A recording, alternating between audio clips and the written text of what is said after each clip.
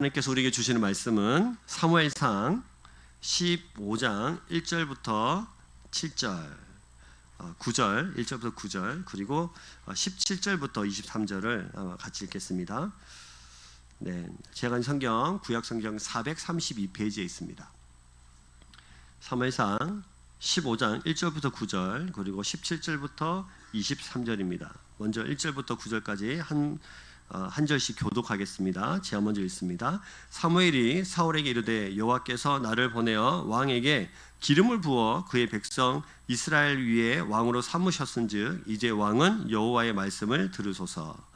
만군의 여호와께서 이같이 말씀하시기를 아말렉이 이스라엘에게 행한 일 곧 애굽에서 나올 때에 길에서 대적한 일로 내가 그들을 벌하노니 지금 가서 아말렉을 쳐서 그들의 모든 소유를 남기지 말고 진멸하되 남녀와 소아와 젖먹는 아이와 우양과 낙타와 나귀를 죽이라 하셨나이다 하니 소집하고 그들을 들라임에서 세어보니 보병이 20만 명이요 유다 사람이 10,000명이라.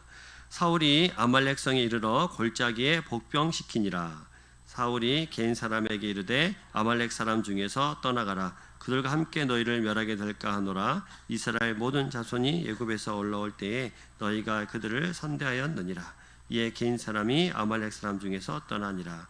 사울이 하올라에서부터 애굽 앞 술에 이르기까지 아말렉 사람을 치고 아말렉 사람의 왕 아각을 사로잡고 칼날로 그의 모든 백성을 진멸하였으되 사울과 백성이 아각과 그의 양과 그의 소의 가장 좋은 것 또는 기름진 것과 어린 양과 모든 좋은 것을 남기고 진멸하기를 즐겨하지 아니하고 가치 없고 하찮은 것은 진멸하니라.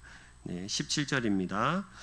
사무엘이 이르되 왕이 스스로 작게 여길 때에 이스라엘 지파의 머리가 되지 아니하셨나이까. 여호와께서 왕에게 기름을 부어 이스라엘 왕을 삼으시고 또 여호와께서 왕을 길로 보내시며 이르시기를 가서 죄인 아말렉 사람을 진멸하되 다 없어지기까지 치라 하셨거늘 어찌하여 왕이 여호와의 목소리를 청종하지 아니하고 탈취하기에만 급하여 여호와께서 악하게 여기시는 일을 행하였나이까. 사무엘에게 이르되 나는 실로 여호와의 목소리를 청종하여 여호와께서 보내신 길로 가서 아말렉 왕 아각을 끌어왔고 아말렉 사람들을 진멸하였으나 다만 백성이 그 마땅히 멸할 것 중에서 가장 좋은 곳으로 길갈에서 당신의 하나님 여호와께 제사하려고 양과 소를 끌어왔나이다 하는지라. 사무엘이 이르되 여호와께서 번제와 다른 제사를 그의 목소리를 청종하는 것을 좋아하신 같이 좋아하시겠나이까. 순종이 제사보다 낫고 듣는 것이 순양의 기름보다 나으니 같이 있습니다. 이는 거역하는 것은 점치는 죄와 같고 완고한 것은 사신 우상에게 절하는 죄와 같음이라. 왕이 여호와를 말씀을 버렸으므로 여호와께서도 왕을 버려 왕이 되지 못하게 하셨나이다 하니. 아멘. 옆에 분들 인사할까요? 샬롬. 네, 이번 한 주간 잘 지내셨습니까? 예, 도저히 그 하나님의 평강을 내 인생에 선포할 수 없는 그런 괴로움과 고통과 어려움 속에 있다 하더라도 우리 한 번 더 하나님의 이름으로 우리 서로에게 샬롬으로 축복하겠습니다. 샬롬. 네, 샬롬. 주님 안에서 평안하고 네, 우리 하나님 안에서 하나님의 놀라운 안식을 누려가는 귀한 시간 되기를 소망합니다. 자, 우리 이제 사무엘상 15장까지 왔습니다. 이스라엘의 왕이라는 자리는 이스라엘의 첫 번째 사람으로 하나님의 말씀에 순종해야 하는 첫 번째 사람이어야 한다는 의미입니다. 그래서 하나님께서 백성들의 요구를 들어주시면서 사울을 이스라엘의 첫 번째 왕으로 세워주셨습니다. 하나님께서 이스라엘의 첫 번째 왕으로 사울을 세우시면서 하나님의 다스림을 기뻐하고 즐거워하는 왕이 되기를 원하셨죠. 다시 말해서 권력의 노예가 되지 말고 다스리는 힘을 갖도록 하기 위해서 하나님께서 순종하는 주의 백성이 되기를 원하셨습니다. 그래서 왕이신 하나님을 기억하고 자신을 그분의 종임을 잊지 말라고 하나님께서 늘 강조하십니다. 난 너와 이 땅의 왕이다. 네가 이 땅을 다스리는 것이 아니라 실제로 이 땅을 다스리는 것은 나다. 그래서 첫 번째 사람인 왕이 하나님 앞에 순종하는 모습을 통해서 온 이스라엘 백성이 하나님을 섬기고 하나님의 백성됨을 주장하면서 그렇게 믿으면서 살아가기를 소망하셨던 것입니다. 근데 이제 날마다 그의 종임을 잊지 않는, 그래서 이스라엘 백성들이 첫 번째 왕으로 사울을 세우실 때에 하나님께서 사무엘을 통해서 사울에게 이렇게 말씀하셨어요. 사무엘상 12장 14절에서 15절을 보시면 이런 말씀이 있습니다. 네, 말씀이 짠 이렇게 떠야 되는데, 네. 그쵸? 네, 같이 읽겠습니다. 시작. 너희가 만일 여호와의 목소리를 듣지 아니하고 여호와의 명령을 거역하면 여호와의 손이 사람들을 15절 만일 14절부터 나와야 되는데 15절만 나왔네요. 제가 14절 제가 읽어드릴게요. 너희가 만일 여호와를 경외하며 그를 섬기며 그의 목소리를 듣고 여호와의 명령을 거역하지 아니하며 또 너희와 너희를 다스리는 왕이 너희의 하나님 여호와를 따르면 좋겠지만은 너희가 만일 여호와의 목소리를 듣지 아니하고 여호와의 명령을 거역하면 여호와의 손이 너희의 조상들을 치신 것 같이 너희를 치실 것이니라. 이게 14절 15절 말씀이에요. 이게 무슨 말이냐면 왕이 될 때 하나님께서 사무엘을 통해서 하신 말씀이 있습니다. 그게 뭐냐면 여호와를 잘 섬기고 잘 경외하려면 뭘 해야 되냐면 그의 목소리를 듣고 여호와의 명령을 거역하지 말라는 거예요. 다시 말하면 하나님의 말씀을 뭐하라? 들으라. 들어라. 잘 들어라. 잘 청종해라. 혹시 그의 말씀을 잘 듣지 못할 때는 너희가 하나님 앞에 맞을 수도 있다. 이렇게 말씀하신 거예요. 그래서 그의 목소리를 잘 들어라. 그의 목소리를 따라라. 그의 목소리를 청종해라. 이것이 왕인 사울이 하나님 앞에 해야 될 일이었습니다. 자, 그러면 이렇게 질문할 수 있겠죠. 그러면 어떻게 하나님의 목소리를 들을 수 있을까요? 이 첫 번째 왕이었던 이 사울이 어떻게 하나님의 말씀을 들을 수 있었을까요? 우리가 이 사무엘상을 볼 때 역사적 배경이 사사기 말기라고 우리가 말씀을 드렸어요. 사무엘상 시작할 때 기억이 나시죠? 네, 기억나신다고 해주십시오. 네, 사사기 말기예요. 그러면 사사가 있었을 때란 말이죠. 사사는 이 이스라엘 백성들이 옆에 있는 나라에게 침략을 당해서 고통을 당할 때에 하나님께서 그 구원자를 보내가지고 사사를 통해서 그 전쟁을 통해서 이기게 하시고 그 땅을 다스리게 하셨단 말이죠. 이게 사사기예요. 사사들 입장 있잖아요. 근데 지금 이제 첫 번째 왕이 세워졌습니다. 이스라엘이 한 번도 경험하지 못했던 일이 일어났습니다. 왕이 세워졌어요. 이제 왕이 세워졌다는 것은 왕에게 하나님의 말씀을 네가 들어야 된다고 이렇게 말씀하셨는데, 그럼 이제 체제가 바뀝니다. 사사의 시대에서 왕정 체계로 이제 체계가 바뀌게 되는데, 그러면 이 어떻게 하나님의 말씀을 이 왕이 들을 수 있는가? 그것이 선지자 제도를 통해서입니다. 그래서 하나님께서 누구를 보내주세요? 이제 선지자를 보내주세요. 선지자를 통해서 하나님의 길, 앞으로 너희가 어떻게 가야 할지, 하나님의 뜻이 무엇인지를 가르쳐 주십니다.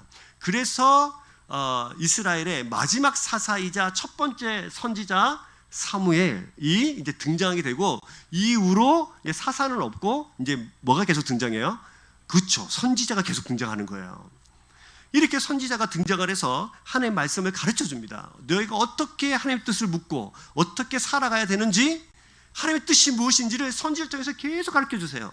그리고 이게 왕이라 하더라도 하나님의 말씀을 듣고 이 나라가 어떤 방향으로 어떻게 가야 되는지, 우리가 무엇을 선택하고 어떻게 살아가야 되는지를 구체적으로 가르쳐 주십니다. 그래서 사무엘을 보내서 이제 15장이 딱 들어가면 이렇게 말씀하시죠. 사무엘상 15장 1절, 사무엘이 이렇게 시작을 해요. 누가 보내셨죠? 누가 보내셨어요? 하나님 보내셨죠. 누구한테요? 사울에게. 그렇죠? 하지만 이제 하나님께서 사무엘이라는 선지자를 통해서 이제 이 땅이 어떻게 살아가야 되는지에 대해서 말씀하시고 그 길을 가르쳐 주기 위해서입니다. 그래서 사무엘이 사울에게 이르되, 누구께서? 여호와께서, 이렇게 말하는 거예요. 여호와께서 나를 보내셨다. 누가 보내셨다? 그렇죠. 하나님께서, 여호와께서 나를 보내셨다. 그 보내신 이유는 하나님의 말씀을 전하라는 거죠. 자, 그래서 이제 전해줍니다. 왕에게 기름을 부어 그의 백성 이스라엘 위에 왕으로 삼으셨은즉 이제 왕은, 그게 뭐예요? 그렇죠. 이제 왕은 누구의 말씀을 들으소서? 여호와의 말씀을 들으소서. 왕은 제일 첫 번째로 하나님의 말씀을 청종하는 자입니다. 여호와의 말씀을 들으셔야 됩니다 라고 1절에서 말하고, 그러면 자 2절부터 뭐가 설명될까요? 이제 여호와의 말씀을 전달하겠죠. 그게 2절입니다. 2절 보시면 만군의 여호와께서 이같이 말씀하시기를 아말렉이 이스라엘이 행한 일 곧 애굽에서 나올 때에 길에서 대적한 일로 내가 그들을 벌하노니 3절 지금 가서 아말렉을 쳐서 그들의 모든 소유를 남기지 말고 진멸하라. 이게 말씀이에요. 자, 그러면 첫 번째 사울이 왕이 됐습니다. 그리고 하나님께서 말씀 잘 들어라 라고 말씀했는데 첫 번째로 명령을 주십니다. 말씀을 주십니다. 그게 뭐냐면 너희들이 서로 사랑하고 축복하고 하나 되고 잔치 벌여라, 기뻐해라, 예배드려라, 이게 아니었어요.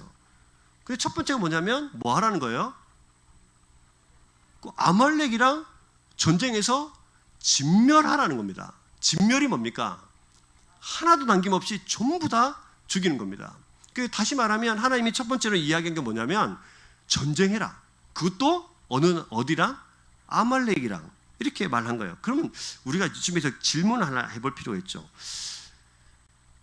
이스라엘에게 적이 아말렉밖에 없었나요? 많았죠. 근데 하고 많은 적 중에 누굴 지금 선택하신 거예요? 아말렉을 선택하신 거예요. 그럼 우리가 질문 하나 해볼 필요가 있어요. 도대체 하나님은 왜 아말렉이랑 싸우러 갔을까? 그럼 또 여러분들이 저한테 이렇게 질문할 수 있겠죠. 지금 15장에서 굳이 아말렉을 지금 이게 중요합니까? 뭐 있겠죠. 중요할까요, 안 할까요? 그렇죠. 중요하니까 제가 지금 말씀드리는 거 아니겠습니까? 그죠? 왜 중요한지 우리가 살펴볼 필요가 있어요. 왜 하나님께서 왜 아말렉이라는 이 족속과 싸우라고 하시는지, 그리고 그를 다 진멸하고 하시는지의 이유가 굉장히 중요합니다. 그래서 그걸 좀 살펴보기를 원하는 거예요. 그러면 일단 우리가 아말렉이 누군가를 좀 살펴봐야 될 거예요. 자, 그림 한 장을 보여드릴 텐데요. 아말렉은 여기 사는 사람들이었어요. 자, 사진 한 장을 띄워주세요. 저 가운데 아말렉이라고 파랗게 이렇게 세게, 그죠? 아주 크게 막, 그죠? 보이십니까? 보이세요? 네, 그렇죠. 그 위에 뭐가 적혀 있어요? 가나안이라고 적혀 있어요. 보이세요? 그 이스라엘 백성들이 출애굽에서 홍해를 건너고 나중에 들어간 땅이 어디예요? 가나안이죠. 그럼 보니까 가나안의 밑에 남쪽 그리고 남서쪽에 위치한 아말렉입니다. 이 아말렉은 저 위치에서 날마다 그러니까 이스라엘 백성의 발꿈치 정도를 계속 찔러대고 있었던 그런 민족입니다. 반유목민. 그래서 뭐 돌아다니기도 하고 뭐 정착하게 됐던 이런 유목민이에요. 근데 이제 다시 저를 좀 봐주시고요.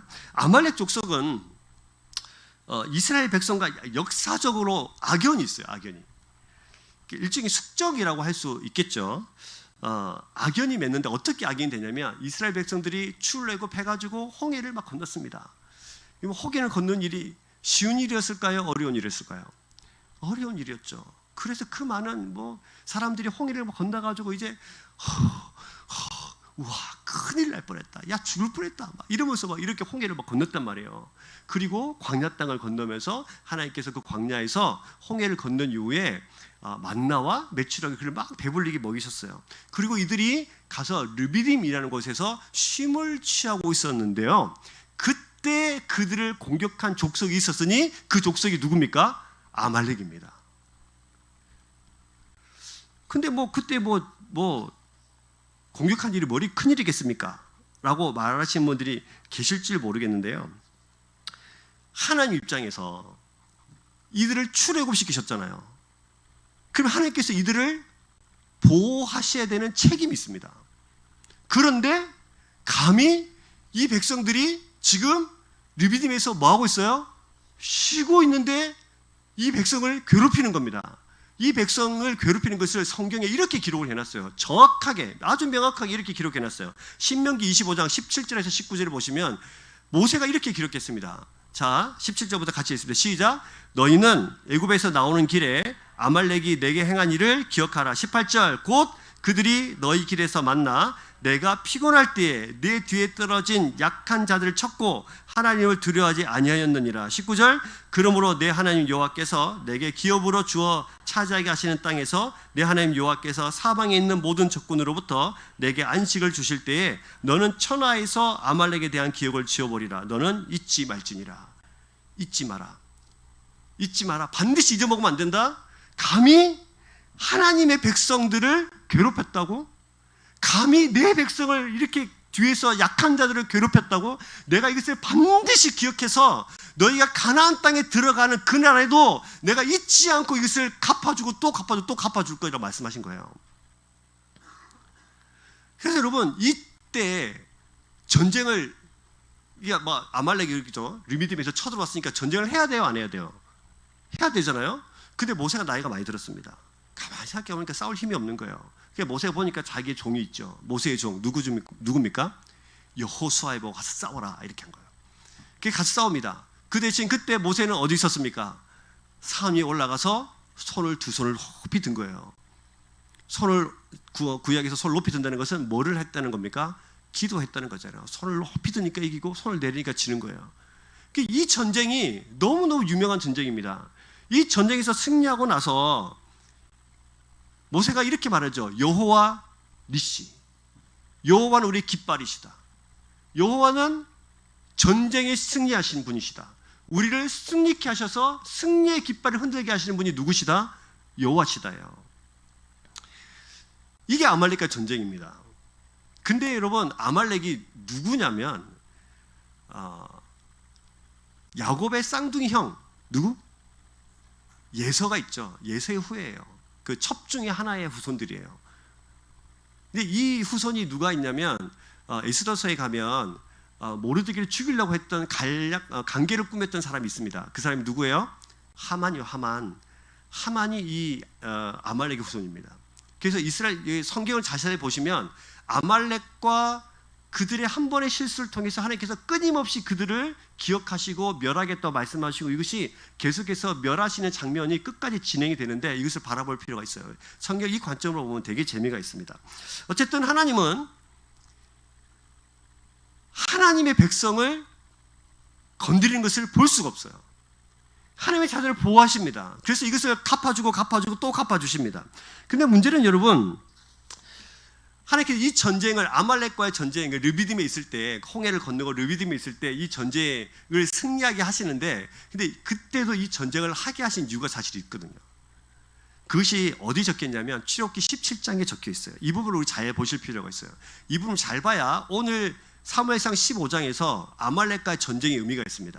이렇게 말씀하셨어요. 자, 17장 7절 시작. 그가 그곳 이름을 마사 또는 무리바라 불렀으니 이는 이스라엘 자손이 다투었으며 또한 그들이 여호와를 시험하여 이르기를 여호와께서 우리 중에 계신가 안 계신가 하였습니다.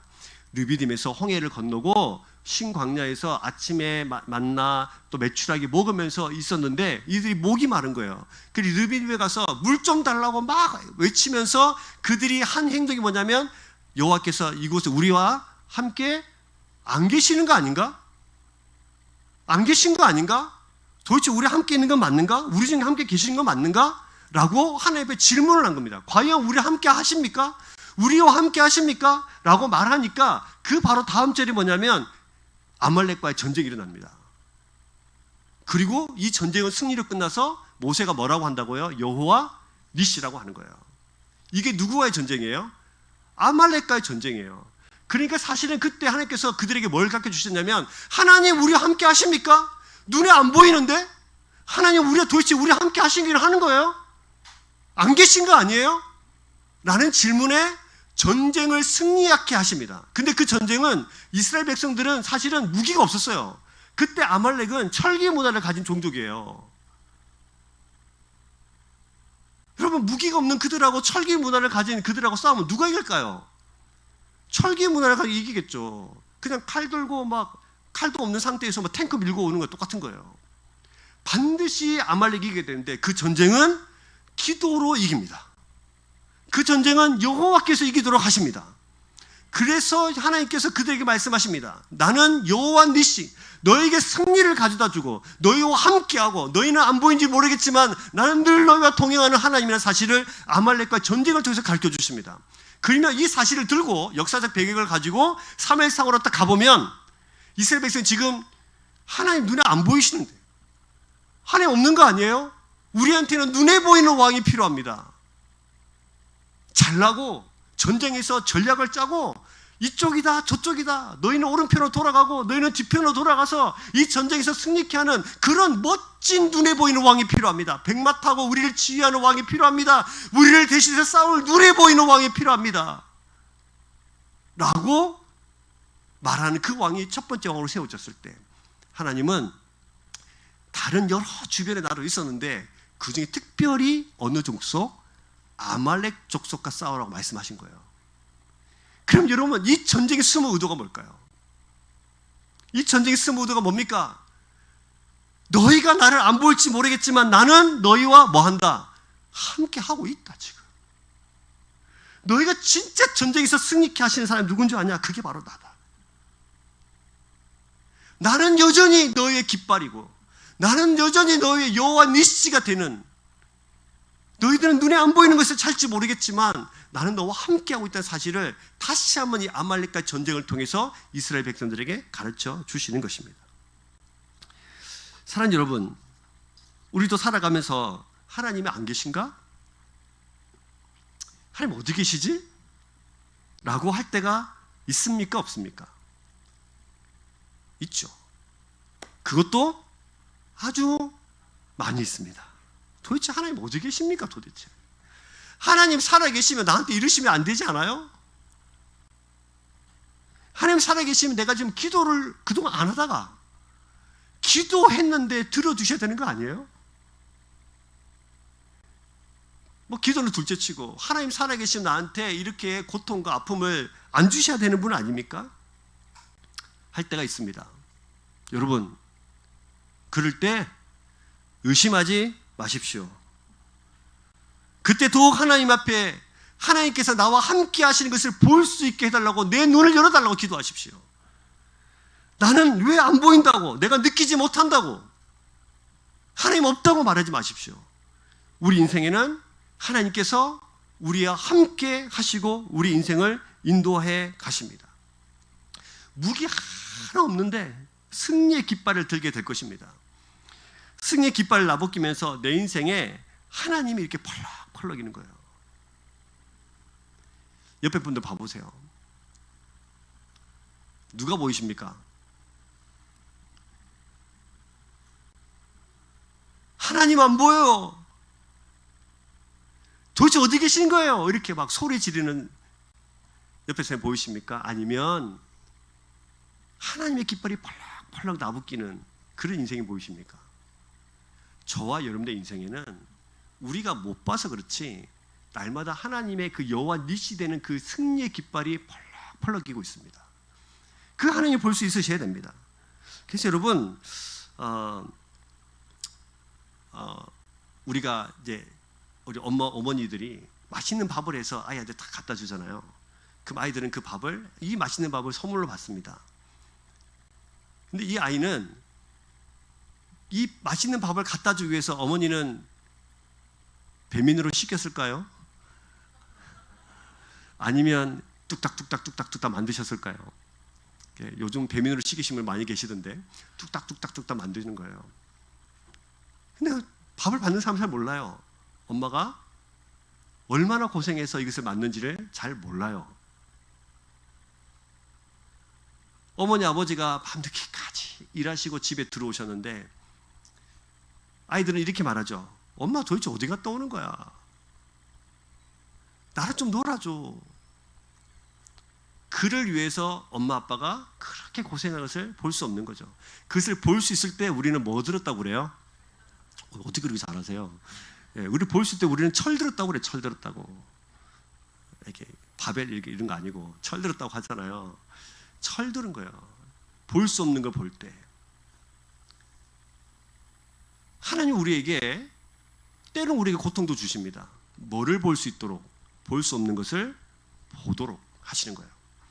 하나님이 안 보이는 그의 인생을 빡 파헤쳐가지고 내가 이렇게 너와 함께하고 있다고, 너의 눈을 열어서 내가 너와 함께하고 있고 너의 인생을 인도해 가고 있다고, 이것을 날마다 가르쳐 주시고 보여주십니다. 사랑하는 여러분, 혹시 이번 한 주간 되게 힘들고 어렵고 고통스럽고 이해되지 않는 일들이 우리 삶 속에 많이 있었다면 하나님은 여러분들에게 가르쳐주고 싶은 것이 있습니다. 나는 너와 함께하고 있다는 거예요. 그 하나님을 만나고 그 하나님을 볼 수 있기를 주의 이름 축복합니다. 절대서 한번 해볼까요? 나의 인생은 이래봐도 하나님의 깃발이 펄럭펄럭이고 있습니다. 믿으십니까? 네. 그 펄럭펄럭하는 하나님과 함께 다시 한번 또 말씀 속으로 좀 들어가 볼까요? 자, 진멸하라 했는데요. 사울이 진멸하러 갔을까요? 안 갔을까요? 사울이 진멸하러 갔나요? 안 갔나요? 갔습니다. 4절 보시면 사울이 백성을 소집하고 그들을 들라임에서 세어보니 보병이 몇만 명이요? 20만 명이고 유다 사람이 몇 명이요? 10,000명이요. 합하면 몇 명입니까? 21만 명입니다. 21만 명이면 어마어마한 전력이에요. 어마어마한 전력입니다. 21만 명을 모아서 이제 갔어요. 이 전쟁에서 이길까요? 질까요? 이 전쟁에서 이겼습니다. 자, 근데요, 중요한 것은 하나님께서 이 전쟁을 하면서 다 진멸하라고 했죠. 이게 명령이잖아요. 근데 왕은 이 말씀을 어떻게 해야 돼요? 들어야 되잖아요. 청종해야 합니다. 듣고 순종하는 거예요. 그런데 9절을 보시면 이렇게 기록을 해놨어요. 9절, 자, 같이 한번 읽겠습니다. 시작. 사울과 백성이 아각과 그의 양과 소의 가장 좋은 것 또는 기름진 것과 어린 양과 모든 좋은 것을 남기고 진멸하기를 즐겨 아니하고 가치 없고 하찮은 것은 진멸하니라. 자, 진멸했습니까? 안 했습니까? 안 했습니다. 진멸하는 척은 했죠. 진멸하지 않았어요. 다시 말하면 하나님의 말씀에 청종했습니까? 안 했습니까? 안 했습니다. 수고는 했지요. 21만 명이나 모아서 전쟁하러 갔어요. 그리고 실제로 많은 사람도 죽였어요. 그리고 동물들도 죽였죠. 하찮은 것들. 그 진멸하긴 했습니다. 근데 아각이라는 아말렉의 왕도 살려뒀습니다. 왜요? 왕을 살려둬야 이 아말렉이 자기 발에 굽신거리면서 조공도 바치고 또 전리품을 남겨가지고 좋은 거 다 뺏어 올 수 있기 때문이죠. 탐이 났기 때문이에요. 이 모습을 보면서 하나님께서 이렇게 말씀하십니다. 내가 사울을 세운 것을 후회한다. 그럼 여기서 질문을 해볼까요? 하나님은 후회하시는 분이실까요? 안 하시는 분이실까요? 후회하는 분입니까? 안 하는 분이십니까? 후회할 수 있습니까? 하나님이? 근데 뭐 여기는 왜 후회한다고 적어놨을까요? 이게 하나의 수사법 같은 거죠. 사실은 하나님은 후회하시지 않아요. 후회하실 수 없는 분이세요. 계획 자체가 완벽하시고 하나님은 부족함이 없으신 분이시기 때문에 절대로 후회하지 않습니다. 그럼 여기는 왜 이렇게 적어놨냐? 뭐 이런 거예요. 아이를 키울 때 너무 애가 말을 안 들어요. 안 들어도 너무 안 들어요. 그럴 때 뭐라고 합니까? 그럴 때 뭐라고 해요? 그렇지. 내가 차라리 널 안 낳았으면 좋을 뻔했다. 그렇죠? 사실은 진짜 그 마음으로 말한 게 아니라 내가 지금 너무 속상하다는 거예요. 그렇죠? 하나님 여기서 후회했다는 말은 내가 하나님의 계획을 차질이 생겼다가 아니라 어쩔 수 없이 사울을 심판할 수밖에 없는 그 안타까움을 말씀하신 겁니다. 지금 사울이 저지른 죄가 얼마나 큰 죄인지, 지금 이 사울이 저지른 그 죄의 크기를 그런 방식으로 내가 너무너무 안타깝다는 생각을 하시면서 이 얘기를 사무엘에게 해주신 거예요. 그래서 사무엘이 찾아갑니다. 당신 왜 그랬냐고, 왜 청종하지 않았냐고 이야기를 하겠죠. 근데 여러분, 이렇게 하나님 말씀을 청종하지 않는 사람들은 어떤 모습으로 드러나냐면, 이 뒤에 나왔던 말씀을 쭉 살펴보시면 사울이 얼마나 하나님의 말씀에 순종하지 않은 삶의 특징들이 드러나요. 첫 번째는요, 12절을 보세요. 12절을 보시면 사무엘이 사울을 만나려고 아침 일찍 일어났더니 어떤 사람이 사무엘에게 말하여 이르되 사울이 갈멜에 이르러 자기를 위하여 뭐를 세웠어요? 기념비를 세우고 발길을 돌려 길가로 내려갔다 하는지라. 이 전쟁에서 이기고 나니까 사울이 뭘 세웠습니까? 기념비를 세웠죠. 자, 여기서 질문. 이 기념비는 자기를 위한 기념비일까요? 하나님을 위한 기념비일까요? 자기를 위한 기념비입니다. 하나님의 말씀을 듣지 않으면 철저히 자기 중심적인 삶을 살아갑니다. 그리고 철저히 죄의 본성을 쫓아서 살아갑니다. 자기가 자기 인생의 주인공이 됩니다. 그래서 하나님의 말씀을 듣지 않고 하나님의 말씀에 순종하지 않으면, 그래서 자기를 위해서 살아가고 행한 모든 것들이 내가 잘해서 한 줄로 착각하며 세상을 살아가요. 여러분, 이 전쟁은 누가 하라고 하신 전쟁이냐면 하나님이 하라고 한 전쟁이고, 이 전쟁의 승리는 하나님께서 하신 거예요. 21만 명의 숫자가 있는 게 아니에요. 그 옛날 한 400년 전에 이스라엘 백성들이 르비딤에서 아말렉과 싸워서 이겼을 때도 손에 아무것도 든 거 없었는데 기도로 이겼어요. 철기를 든 사람들이 서로 기도할 때 자기들끼리 뭐 싸우다가 죽이기도 하면서 그 전쟁이 그렇게 승리한 거예요. 근데 이 전쟁은 누가 하신 전쟁이에요? 하나님 하신 전쟁이에요. 우리는 하나님께서 하신 일들을 착각하면 안 됩니다. 내 인생을 누가 인도해 오셨어요? 하나님이 인도해 오셨어요. 그것을 있는 그대로 인정할 수 있는 사람들이 진짜 그리스도인들이에요. 근데 우리는 착각합니다. 내가 잘해서 그렇지. 21만 명 모으려고 얼마나 힘든 줄 알아? 그 쉬운 일이야? 특히 유다 20만 명 모았는데 유다도 10,000명 데려왔잖아. 한껏 교만해 있는 것이죠. 심판하고 공의를 실행하는 명분에 따라서 하나님의 전쟁하라는 명분을 받았긴 했는데, 그는 오히려 전쟁을 탐하는 나라, 하나님께서 모든 것을 탐하시는 하나님으로 변질시키고 있는 거예요. 전쟁의 주인이 하나님에서 자신으로 바뀌고 있는 거예요. 자기의 기념비를 세운 겁니다. 한껏 교만해 있었죠. 여러분, 마치 이런 거예요. 여러분, 제가 축구를 좋아하는데 제가 지금까지 축구하면서 골을 많이 넣었겠죠. 네, 믿거나 말거나. 근데 골 넣는 장면은 기억이 나요. 근데 어시스트 한 사람은 기억이 안 납니다. 누군가 어시스트를 했으니까 골 넣었겠죠? 맞습니까? 그렇죠? 근데 골 넣은 장면, 제가 정말 멋있게 넣은 장면들만 머릿속에 있어요. 그때 그렇게 오버헤드 해가지고 헤딩 해가지고 골 넣었잖아. 여기까지는 제가 기억이 나는데, 누가 저한테 패스를 해줬는지 하나도 기억이 안 나요. 그 장면을 누구만 기억하고 있냐면 어시스트 한 사람만 기억만 하고 있겠죠. 그런 거죠. 우리는 우리가 한 일만 기억합니다. 그런데 여러분, 그 한 일마저도 누가 하셨다? 하나님이 하셨다는 사실을 기억하셔야 돼요. 이것을 기억하고 인정할 때에 하나님의 백성이 돼요. 자, 그리고 사무엘에 가가지고 기념비를 만들어놨네. 그래서 사무엘이 찾아서 사울을 만납니다. 그리고 왜 그랬냐고, 왜 하나님의 말씀을 청정하지 않았냐고 말하니까 그가 이렇게 말합니다. 15절 보시면, 사울이 이르되 그것은 무리가 아말렉 사람에게서 끌어온 곳인데 백성이 당신의 하나님 여호와께 제사하려고 하여 양들과 소들 중에서 가장 좋은 것을 남기며 그 외의 것은 우리가 진멸하였나 하는지라. 사울이 이렇게 말했습니다. 누가 데리고 왔다고요?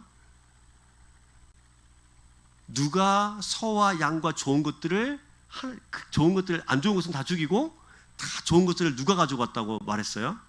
백성들이요. 근데 9절에 보시면 사울과 백성이라고 기록이 되어 있어요.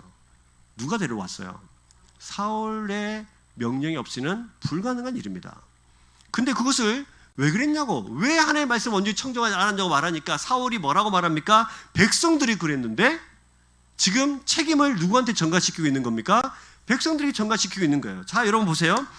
이게 하나님 말씀에 순종하지 않고 들을 마음이 없으면 자신은 아무 죄가 없어요. 늘 누가 문제예요? 늘 다른 사람의 문제입니다. 책임을 전가시키는 것, 이게 죄의 본성입니다. 책임을 전가시켜. 이 모습을 어디서 볼 수 있었습니까? 성경의 제일 첫 번째로 책임을 전가하는 모습이 드러나는 곳이 창세기인데요. 하나님께서 아담한테 혼자 있는 것이 너무 불쌍해 보여가지고, 그죠? 예쁜 하와를 만들어서 갖다 주니까 아담이 뭐라고 합니까? 우와, 대박입니다, 하나님. 뼈 중에 뼈요, 살 중에 살입니다. 이랬단 말입니다. 근데 나중에 죄를 짓고 나서 타락한 이후에 하나님께서 딱 찾으시니까 아담이 뭐라고 그래요? 당신이 내게 준 여자가. 자기는 잘못이 없어요. 누가 잘못 있어요? 그 여자가 문제가 있고, 더 문제는 여자를 주신 하나님 당신이 문제입니다. 책임을 누구한테 전가시키고 있는 거죠? 하나님께, 하와에게 책임을 전가시키고 있어요. 이게 죄의 본성이에요. 지금 하나님 말씀을 청정하지 않는다는 것은 그냥 안 듣는다, 이 정도 문제가 아니라 철저히 죄의 본성 속에 사로잡혀서 세상을 살아가고 있을 수밖에 없는 상황이 됐다고 지금 우리에게 말해주고 있는 것입니다. 여러분, 우리가 하나님의 말씀에 순종해야 될 이유는, 그의 말씀을 청종해야 될 이유는 우리가 그냥 그렇게 끝나는 것이 아니라 우리가 철저히 하나님의 말씀이 없으면 죄의 본성대로 세상을 살아갈 수밖에 없기 때문이에요. 그 속에서 우리를 건져주시는 거잖아요. 이렇게 이야기하니까 또 이렇게 말합니다. 자, 19절 같이 읽습니다. 시작. 어찌하여 왕이 여호와의 목소리를 청종하지 아니하고 탈취하기에만 급하여 여호와께 악하게 여기시는 일을 행하였나이까? 그죠? 왜 목소리를 듣지 않았습니까? 20절 시작. 사울이 사무엘에게 이르되 나는 실로 여호와의 목소리를 청종하여 여호와께서 보내신 길로 가서 아말렉 왕 아각을 끌어왔고 아말렉 사람을 진멸하였으나. 뭐라고 말하고 있는 겁니까? 아닌데요? 나는 하나님의 말씀을 뭐 했어요? 청종했는데요? 다 진멸하라 해서 다 진멸했단 말입니다 라고 말하고 있습니다. 근데 20절을 보시면 특별히 이렇게 제일 눈에 띄는 구절이 하나 있는데 이겁니다. 다만 백성이 마땅히 멸할 것 중에서 가장 좋은 것을 남겼는데 그 남긴 이유가 뭡니까? 남긴 이유가 뭐예요? 하나님께 드리려고요. 근데 누구의 하나님이라고 기록되어 있어요? 당신의 하나님. 지금 사울이 하나님을 향해서 나의 하나님이라고 고백할 수 않고 누구의 하나님? 당신의 하나님이라고, 나와 전혀 상관없는 하나님으로 지금 말하고 있는 겁니다. 우리가 하나님 말씀 속에 거하지 못하면 우리는 어떻게 되냐면 나의 하나님이라고 고백할 수 없어요. 나와 함께하는 하나님이라고 고백할 수 없어요. 그저 예배하는 모습은 있을 수 있는데 그 예배하는 모습 속에서 하나님을 만나지 못해요. 그래서 하나님이 없는 인생을 살아가면서 너의 하나님을 위해서 내가 예배 준비하고 있는 거야. 이 정도 내가 했으면 난 잘한 거 아니야? 라고 지금 그의 인생을 설명하고 있는 것입니다. 지금 문제는 변명 뒤에 숨고 있는 거예요. 죄는 또 다른 죄를 낳습니다. 사람은 어리석습니다. 늘 자신을 가려주지도 못하는 거짓말이나 가려주지 못하는 변명 뒤에 숨으려고 해요. 이게 죄의 본성이며 또 얼마나 사람이 연약하고 부족하다는 사실을 우리에게 가르쳐줍니다. 죄 뒤에 숨을 수 있습니까? 없습니다. 여러분, 성경 우리에게 설명하죠. 죄의 싹은 사망이잖아요. 그래서 사실은 사망 뒤에 숨은 거예요. 얼마나 어리석습니까? 사망 뒤에 숨은 거예요. 아담과 하와가 죄를 지었을 때 늘 하나님과 동행했던 아담이 하나님의 낯을 피하여 숨습니다. 지금 사울도 숨고 있는 거예요. 변명으로. 자기 죄를 가리려고. 사실은 그렇지 않은데.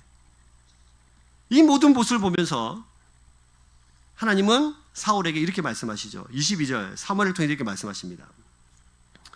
자, 22절 같이 읽습니다. 시작. 사무엘이 이르되 여호와께서 번제와 다른 제사를 그의 목소리를 청종하는 것을 보신가 같이 좋아하시겠나이까? 순종이 제사보다 낫고 듣는 것이 순양의 기름보다 나으니. 이게 그 유명한 그 말씀이죠. 제사하는 것보다, 예배하는 것보다 뭐가 더 먼저다? 순종이 먼저다. 제사하고 예배하는 것이 안 중요한 뜻이 아니에요. 순종하지 못하는, 청종하지 못하는, 하나님과 관계가 끊어진 상태에서 하나님과 만나지 못하는, 하나님과 예배에 진심이 없는 사람들이 예배하는 것보다 하나님 말씀에 온전히 순종하는 것이 먼저라고 가르쳐 주신 것입니다. 여러분, 우리가 하나님 앞에 예배할 때 어떤 모습으로 나오셔야 돼요? 하나님 우리 예배하는 모습을 받으신 것이 아니라 예배하는 우리 자신을 받으십니다. 교회 밖에서는 순종하지 않는 삶을 막 살아가면서 여전히 사울처럼 욕심과 시기와 질투와 자기를 죄 뒤에 숨겨놓고 나를 가려놓고 나는 아무 문제 없는 것처럼 세상을 살아가는 우리들의 순종하지 못하는, 청종하지 못하는 그 모습 뒤에 살아가는 것이 아니라 하나님 말씀을 내 삶의 일상 속에 옮겨놓고 그 말씀으로 내 삶을 조곤조곤 설명하면서 해석해가면서 한 걸음씩 한 걸음씩 하나님과 함께 걷는 그 백성의 예배를 받으시는 겁니다. 사랑하는 여러분, 지금 하나님이 사울을 통해서 우리에게 무엇을 가르쳐 주신지 아시겠죠? 여러분, 사실은 사울의 모습 속에서 우리의 모습이 그대로 보이지 않아요? 실제로 자신이 주인 노릇하며 사는 것이 우리 속에 있는 사울이잖아요. 우리 속에 사울이 있어요. 죄를 지어서 하나님 지적하시면 아닌데요. 저 하나님 하라는 대로 다 했는데요. 제가 예배도 잘 드리고요. 제가 헌금도 열심히 하고요. 얼마나 열심히 섬겼는데요.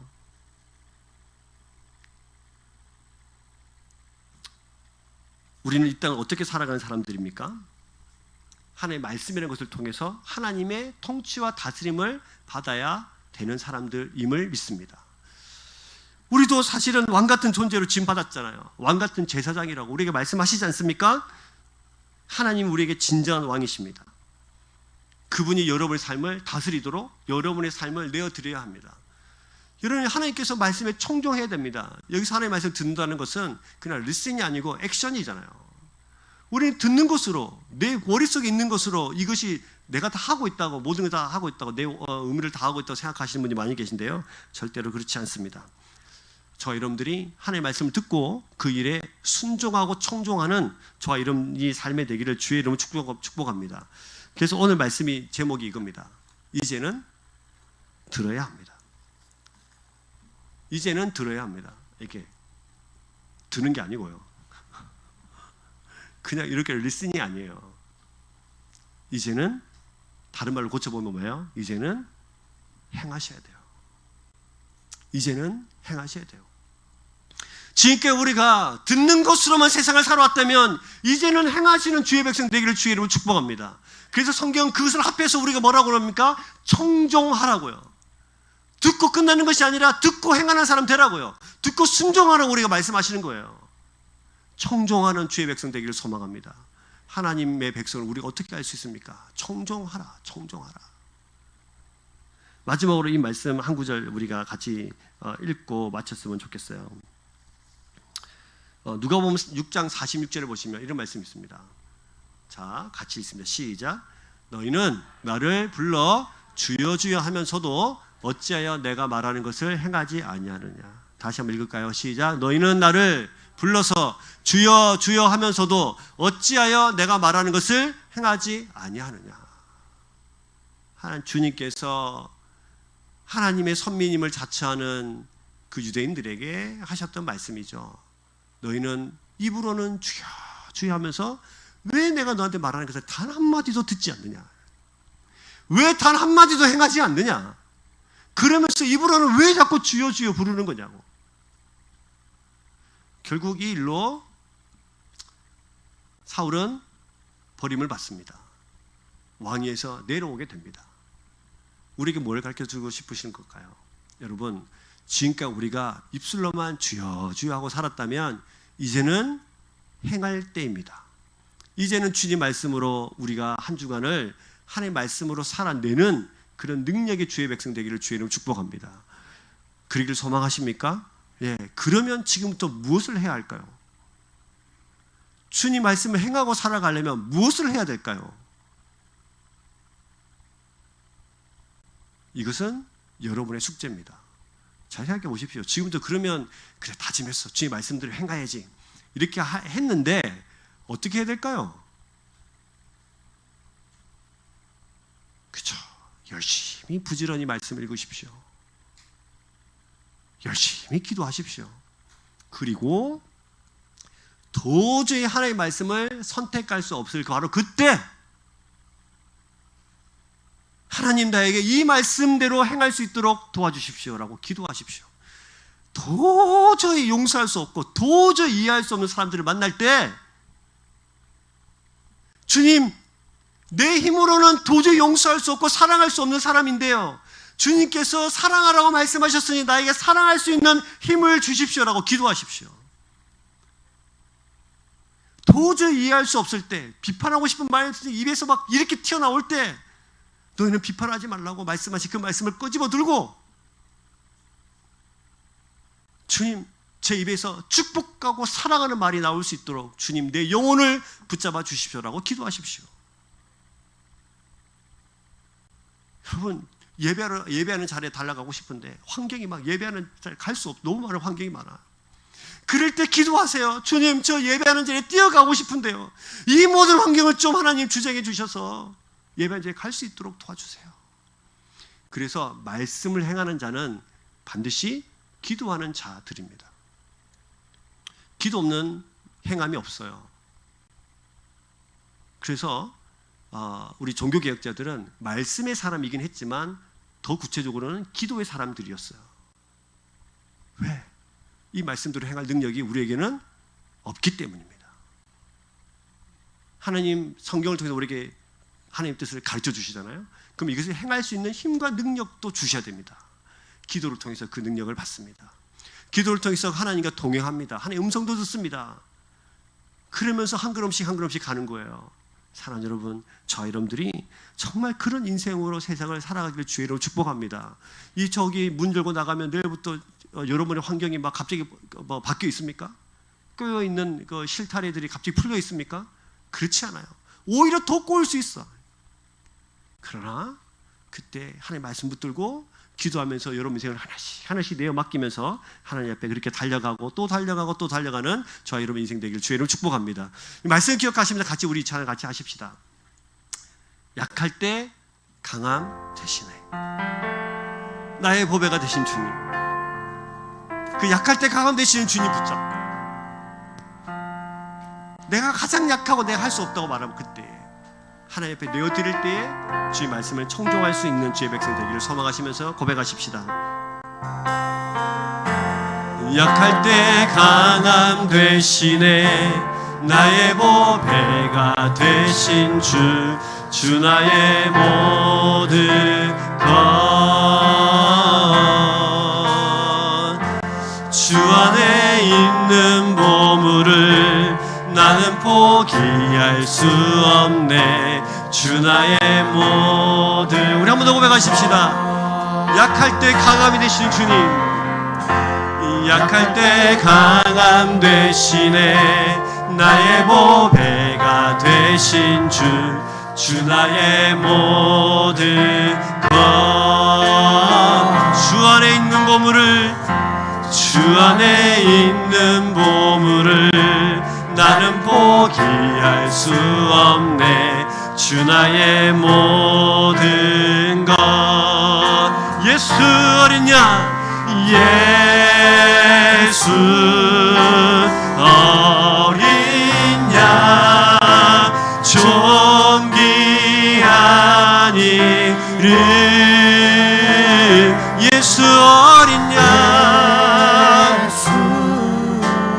어린 양 존귀. 우리 한 번 더 고백할까요? 약할 때, 내가 가장 약할 때 주님이 강함 되십니다. 약할 때 강함 되시네. 나의 보배가 되신 주 나의 모든 것. 주 안에 있는 보물을 나는 포기할 수 없네. 주 나의 모든 것. 다 같이 주를 향하여서 예수 어린 양. 예수 어린 양 존귀한 이름.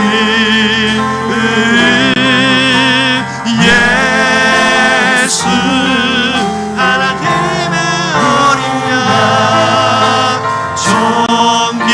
존귀한 이름. 우리 말씀 기억하시면서 한 가지만 같이 기도하십시다. 여러분, 오늘 주님께서 이스라엘 첫 번째 왕을 세워놓고 아말렉이랑 전쟁을 하러 하세요. 이 전쟁을 통해서 하나님 가르쳐주고 싶으신 그것은 하나님 안 계신 거 아니에요? 아니라 나는 있다. 나는 너의 삶을 지키고 있다. 너와 함께하고 있다. 이렇게 가르쳐 주십니다. 우리는 우리와 함께하고 계시고 우리 인생을 인도하시는